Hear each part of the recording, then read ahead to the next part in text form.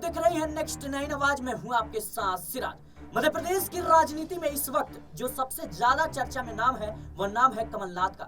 कमलनाथ को लेकर तमाम तरह की खबरें चल रही हैं कि एक तरफ कमलनाथ जो है कांग्रेस के बड़े दिग्गज नेता हैं, लेकिन दूसरी तरफ अब यह खबर चल रही है कि वह जल्द ही बीजेपी का दामन थाम लेंगे। लेकिन अभी भी अब एक बड़ा सवाल बनकर उभर रहा है कि आखिर कमलनाथ जो कि कांग्रेस ने इतना मान सम्मान दिया वह बीजेपी का दामन क्यों थाम रहे हैं। आखिर लोकसभा चुनाव नजदीक है, करीब 2 महीने बाद अब लोकसभा चुनाव है, लेकिन उससे पहले कमलनाथ का जाना कांग्रेस के लिए बड़ा झटका हो सकता है। क्योंकि बताते चले कमलनाथ इकलौते नेता नहीं है जो बीजेपी का दामन थाम रहे हैं, उनके साथ उनके बेटे नकुल नाथ भी है और करीब का अंदाजा यही लगाया जा रहा है, सूत्रों के हवाले से खबरें आ रही हैं कि उनके साथ जो है 22 से 23 विधायक भी अब बीजेपी का दामन थाम लेंगे।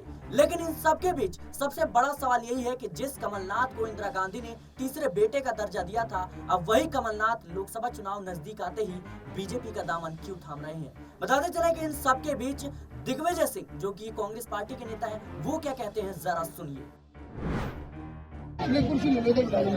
कमलनाथ जी जैसा व्यक्ति जिन्होंने की शुरुआत कांग्रेस से की और जिन्हें हम सब इंदिरा जी का तीसरा सुपुत्र मानते थे और उन्होंने हमेशा कांग्रेस का साथ दिया है, कांग्रेस के स्तंभ रहे। कौन सा पद उन्हें नहीं मिला? केंद्र में मंत्रिमंडल, एआईसीसी में महामंत्री, प्रदेश कांग्रेस कमेटी अध्यक्ष, मुख्यमंत्री, सारे पद उनको मिले हैं और मुझे नहीं लगता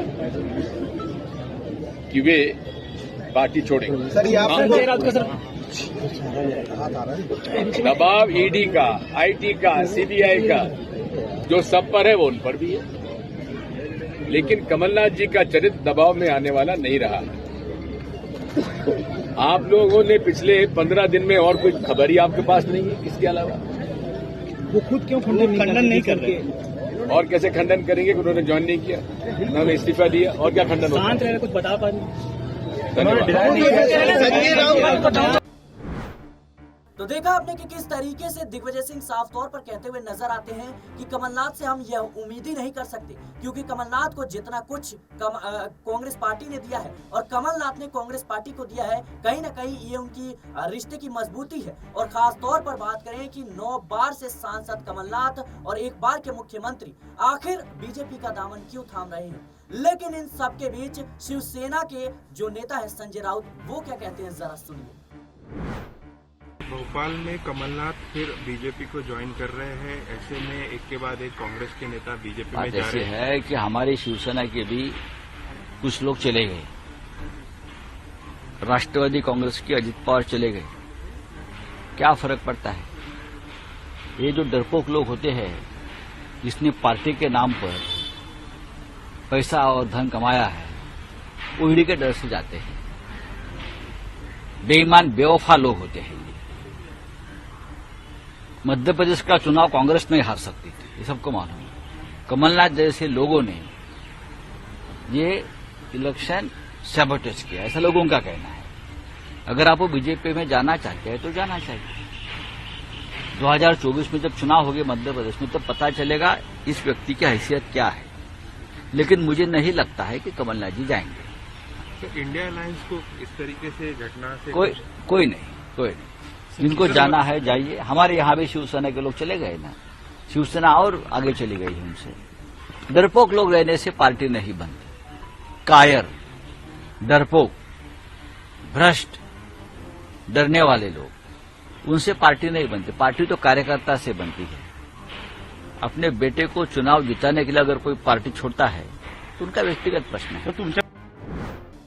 तो देखा आपने कि किस तरीके से संजय राउत साफ तौर पर यह कहते हुए नजर आते हैं कि डरपोक, कायर और जिन्होंने सत्ता में रहकर जो धांधली की है, करप्शन की है, वही लोग डर के मारे, एजेंसियों के डर से बीजेपी में जा रहे हैं। लेकिन इन सबके बीच संजय राउत यह भी कहते हैं कि हम कमलनाथ से यह उम्मीद नहीं करते कि वो पार्टी को छोड़ देंगे। और साथ में वो फिर अंत में, जैसा कि आपने वीडियो में सुना, वो कहते हैं कि बेटे को चुनाव जिताने के लिए वो बीजेपी में अगर कोई व्यक्ति जाना चाहता है तो इसमें क्या कहना है। इससे साफ जाहिर होता है कि कमलनाथ के मन में ये डर है कि आने वाले समय में अगर इंडिया गठबंधन को वह महत्वपूर्ण सीट नहीं मिलते हैं तो ऐसे में जो छिंदवाड़ा सीट है वहां से उनके बेटे नकुलनाथ का भी भविष्य खतरे में आ सकता है, क्योंकि मध्य प्रदेश में छिंदवाड़ा से सांसद है कांग्रेस के, वो है नकुलनाथ, और कमलनाथ के वह बेटे भी हैं। लेकिन इन सबके बीच कमलनाथ आज घर से निकले और जब उनसे सवाल किया गया कि आप बीजेपी में कब जा रहे हैं, इसको लेकर जब सवाल किया गया तो क्या कुछ कहते हैं कमलनाथ, जरा सुनिए।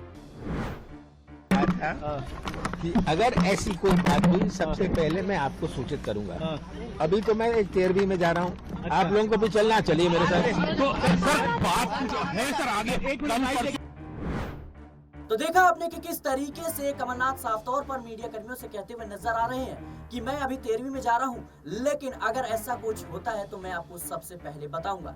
यानी ऐसा कुछ होता है मतलब जल्द ही कुछ बड़ा होने वाला है। जिस तरीके से नीतीश कुमार ने इंडिया गठबंधन से रिश्ता तोड़ लिया, एक बार फिर से अब कमलनाथ भी कांग्रेस का दामन छोड़ रहे हैं। लेकिन इन सबके बीच बड़ा सवाल यह है कि आखिर ये बड़े बड़े दिग्गज जो नेता है ये कांग्रेस का दामन क्यों छोड़ रहे हैं, क्योंकि आपको समझना होगा कि जिस तरीके से विधानसभा चुनाव के दौरान प्रदेश अध्यक्ष का पद कमलनाथ से छीन लिया गया और जीतू पटवारी को बनाया गया, ऐसे में कांग्रेस के मन में यह डर था कि लगातार आने वाले जो चुनाव है उसमें और खामियाजा ना भुगतना पड़े, क्योंकि कमलनाथ पर यह लगातार आरोप लगते रहे हैं कि कमलनाथ जो कांग्रेस आला कमान है उसकी सुनते नहीं है।